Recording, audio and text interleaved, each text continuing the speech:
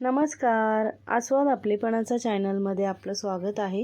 तर आज आपण मस्त असे पराठे बनवणार आहोत। पनीरचे पराठे बनवणार, ते थोडेशा वेगळ्या पद्धतीने। पराठा म्हटला तर सर्वांनाच आवडतं आणि पनीरचं असेल तर मुलं तर फार आवडीने खातात। म्हणजे मुलांना टिफिनमध्ये नेहमी काय द्यावं हा आपल्याला प्रश्न पडतो। तर या पद्धतीने आपण हे पराठे बनवून देऊ शकतो। मुलांना पनीर म्हटलं तर आवडतंच आणि कधी नाश्त्याला वगैरे रोज तोच नाश्ता खाऊन सुद्धा कंटाळा येतो। तर थोडंसं वेगळा असा नाश्ता असेल तर ते सुद्धा आपल्याला फार आवडतं।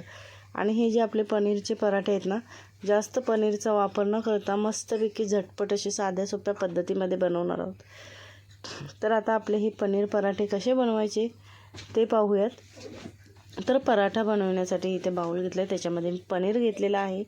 पनीर आपल्याला कुस्करून घ्यायचं आहे।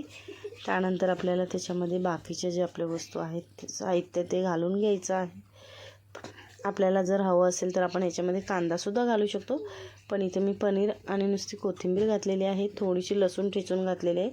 त्यानंतर थोडंसं लाल तिखट, धना जिरा पावडर घातलेली आहे। त्याच्यानंतर चवीनुसार मीठ घालायचं आहे आणि आपल्याला हे व्यवस्थित मिक्स करून घ्यायचं आहे। म्हणजे आपले जे पराठे आहेत ना ते अगदी झटपट साध्या सोप्या पद्धतीत होतं, जास्त काही न वापरता।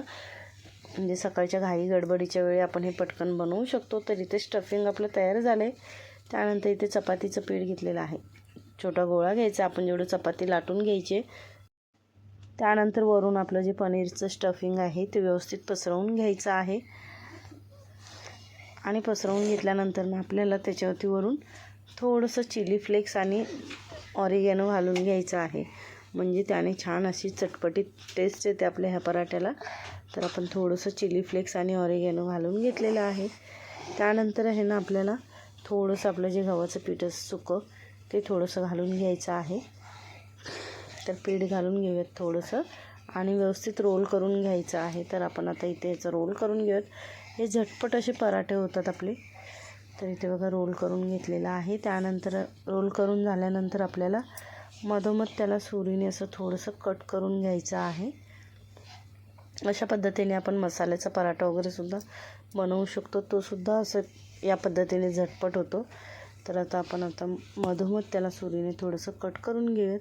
तर हे बघा अशा पद्धतीने कट करून घ्यायचं आहे आणि कट करून घेतल्यानंतर त्याला व्यवस्थित असं रोल करून घ्यायचं आहे। म्हणजे जी कट केलेली बाजू आहे ती आपल्याला गोल करताना तशी ठेवायची आहे।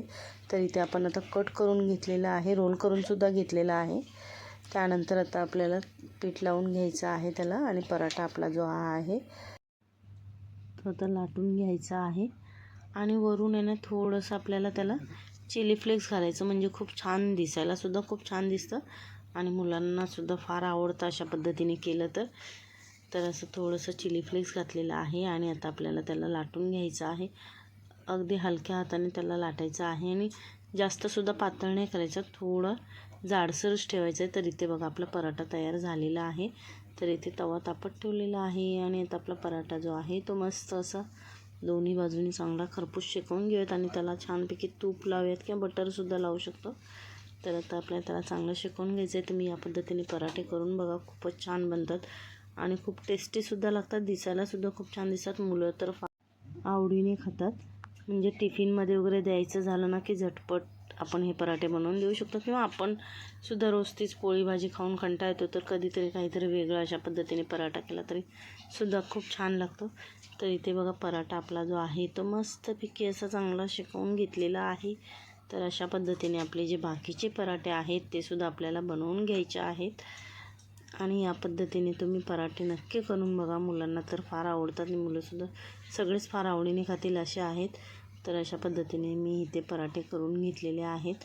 तर तुम्हाला आजची ही पराठ्याची व्हिडिओ कशी वाटली हे कमेंट करून नक्की सांगा आणि आपल्या चॅनलवरती नवीन असाल तर चॅनलला सबस्क्राईब करा, बेल आयकॉनचं बटन प्रेस करा, म्हणजे आपल्या व्हिडिओचे जे येणारे नोटिफिकेशन्स आहेत ते तुम्हाला सर्वात आधी मिळतील।